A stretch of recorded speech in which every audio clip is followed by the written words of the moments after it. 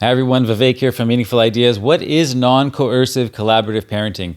That's the name I coined to describe the parenting philosophy that I teach. Was a little bit different from the mainstream gentle parenting that's out there, the mainstream conscious parenting out there, because I tend to go further into the non-coercive, which is why I actually put it in the name.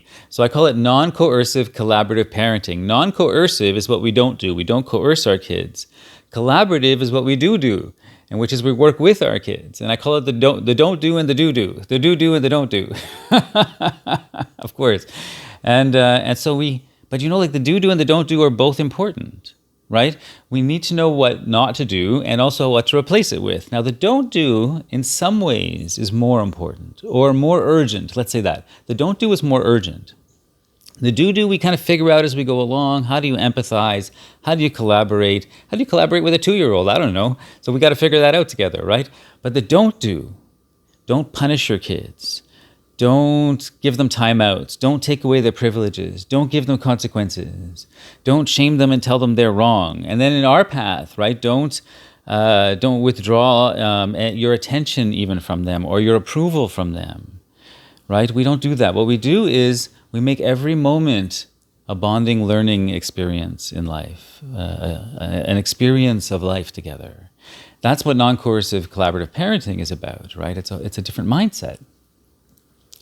And so the non-coercive part, we in order to create this deep connection that we want with our kids, we have to stop using our power to coerce them. Now, coercion, people say, oh, it's not coercion when they describe things. So coercion for me is, the way I think about it, in simple terms, is that we use our power over someone else to get them to do something they don't want to do or to stop them from doing something they do want to do against their will.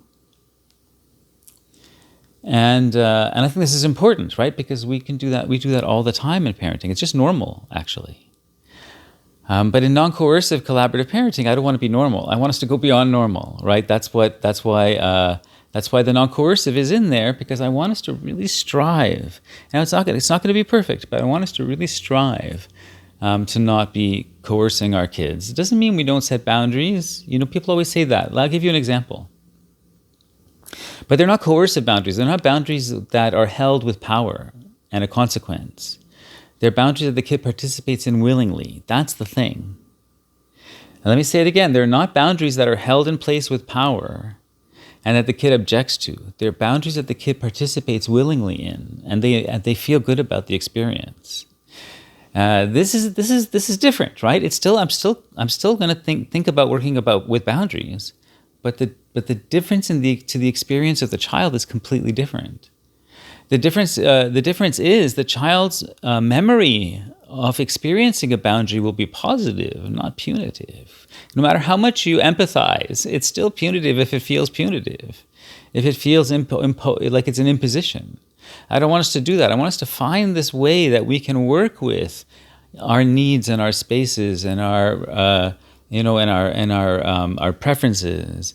And our needs and our feelings and all of our humanity, to work with it together, where I don't have to draw hard lines, because it's not really realistic to draw hard lines like that. I mean, we have to do it when people aren't proficient in communicating, and we have to protect ourselves. But I want to go deeper than that with my kid, right? And that's the do part. The do is going deeper, communicating deeper, connecting deeper than what boundaries allow for, what traditionally the traditional working with boundaries allow for. So that's the essence of the mindset behind the non-coercive collaborative parenting. And it's a mindset first. It's a set of values first. And then the practical how to actually do it comes after. But also that's why I've put out, in the last month and a half, I've put out over 50 videos, almost 70, I think, videos. So if you go back on all the platforms, you can watch all the videos. If you go to my YouTube channel, I have over 150 videos there, some really great stuff. Some of that early stuff is gold, really gold, and it doesn't get a lot of attention. Go back to some of my early YouTube videos, and they're really amazing. And if you'd like to check out my free course called Guiding Without Controlling, go to meaningfulideas.com. And it's a great 40-minute video with a lot of really helpful information. People are saying that it's transformative. I didn't expect that, actually. They're saying it's transformative, just that 40-minute video. And there's actually a coupon in there for a paid course that you can get at a discount if you want to do that too. But even just the free course is amazing. And follow me on all the spaces at Meaningful Ideas. And that's it, everybody. Peace out.